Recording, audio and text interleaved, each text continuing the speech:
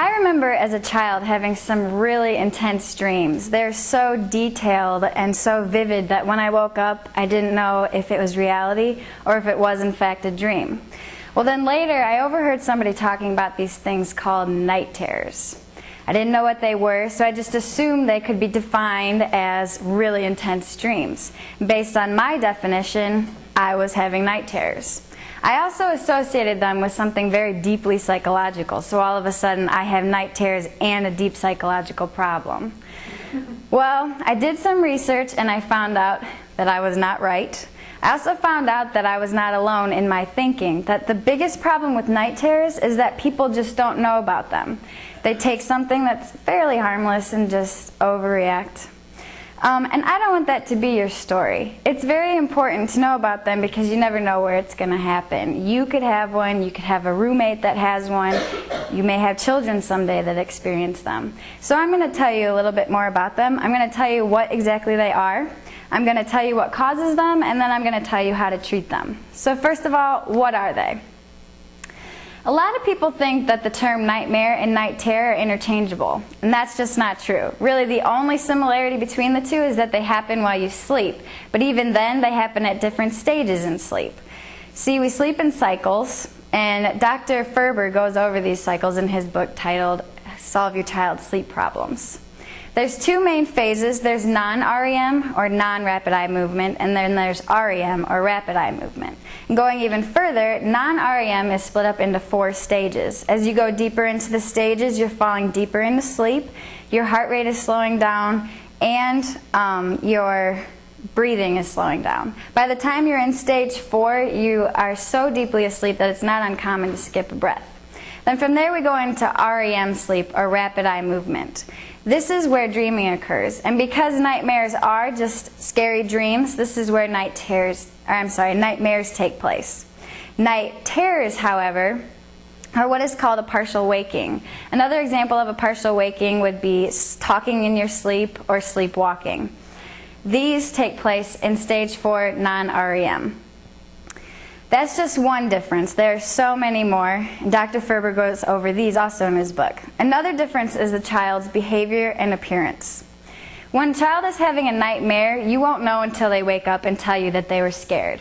When a child is having a night terror, however, you'll know because their arms will be flailing about. They'll be screaming phrases such as, "It's going to get me," and they're just going to look really scared.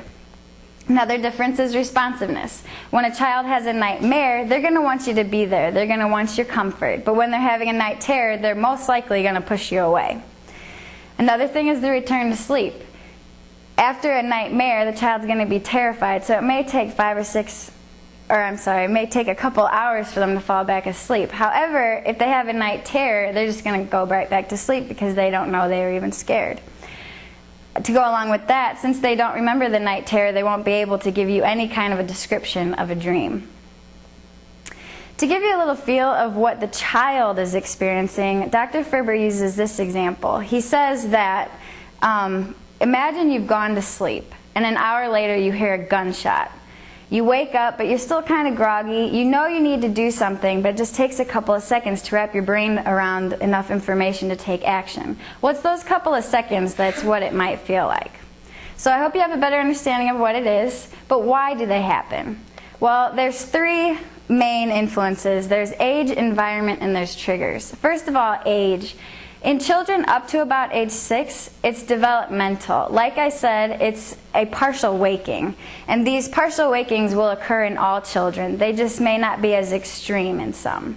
After the age of 6, however, it may be something that relates to psychological things.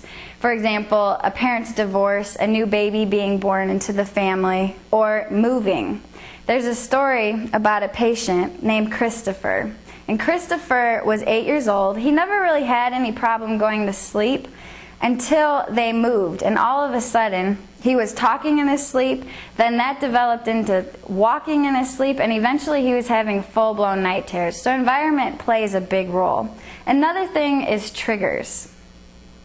Say you put your child to bed, and an hour or 2 later you go up to bed and you slam a door. This loud noise will possibly trigger a night terror in a susceptible child. Ernest Hartman uses the example of sleepwalking. He tells you that if you have a child susceptible to sleepwalking and you catch them in their stage 4 non-REM sleep and put them on their feet, they'll just start walking. And that's kind of how the triggers work for night terrors. So that's what they are, and that's what causes them. But what should you do when you see it happening? In the younger children, they will go away on their own since it is developmental, most likely. If they don't, however, then you may need to take further action. But if they are just this regular developmental and under age 6, the one key thing to do is to give them their distance. Let them just, run their course. Let them get over it on their own. And keep your distance, because you can actually make the situation worse. If they're happening on a regular basis and you can time when they start, waking the child up about 15 minutes before the night terror usually occurs will disrupt their sleep cycle and in turn disrupt the night terror. In children that are older, psychotherapy might be necessary, and then in the most extreme cases, medication may be required. So now you know more of what they are, you know what causes them, and you know how to treat them. G.I. Joe would say that knowing is half the battle, but in the case of night terrors, it is the battle, and it is my hope that after tonight you'll all feel a little more prepared for combat.